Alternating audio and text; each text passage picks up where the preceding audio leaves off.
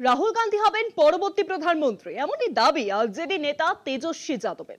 মঙ্গলবার বিরোধী জোটের ভোট অধিকার যাত্রার মধ্যেই রাহুলকে পাশে নিয়ে তেজস্বী এই ঘোষণাই করলেন।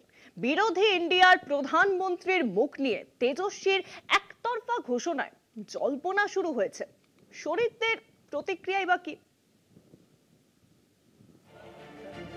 গত 2024 সালে লোকসভা ভোটে বিরোধী মুখ হিসেবে আনুষ্ঠানিকভাবে কারো নাম ঘোষণা করেনি ইন্ডিয়া। যদিও শরিক তৃণমূল নেত্রী মমতা বন্দ্যোপাধ্যায় ও আম আদমি পার্টির সুপ্রিমো মল্লিকার্জুন খার্গের নাম প্রস্তাব করেছিলেন। 2014 থেকে 2019 পর্যন্ত শুধু লোকসভা ভোটে নয়, রাজ্যে রাজ্যে কংগ্রেসের ভরাডুবিতে রাহুলের নেতৃত্ব নিয়ে প্রশ্ন উঠেছিল।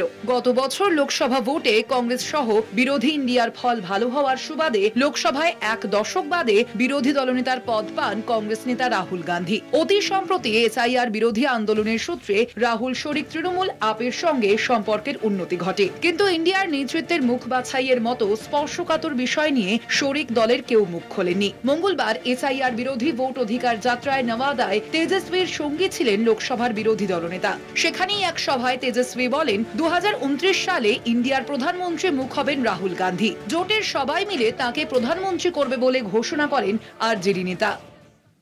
इस बार बिहार में एनडीए को खाट फेंकेंगे और अगले बार जब भी लोकसभा चुनाव होगा तो राहुल गांधी जी को प्रधानमंत्री हम लोग बनाने का काम करेंगे।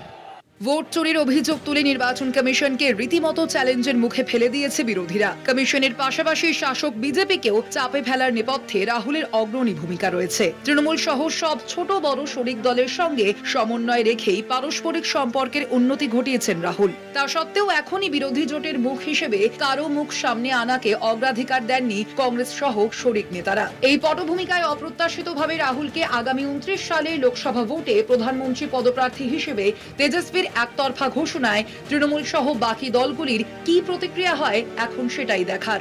কলকাতা টিভি।